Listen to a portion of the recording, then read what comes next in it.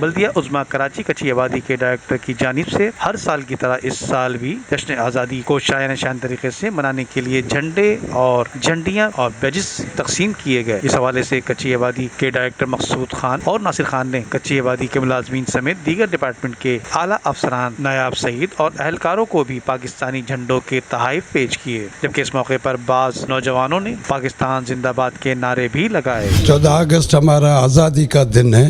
پاکستان آزاد ہوا تھا اور اس دن میں بڑے اچھے ہونا چاہیے، خوشی کا دن ہے۔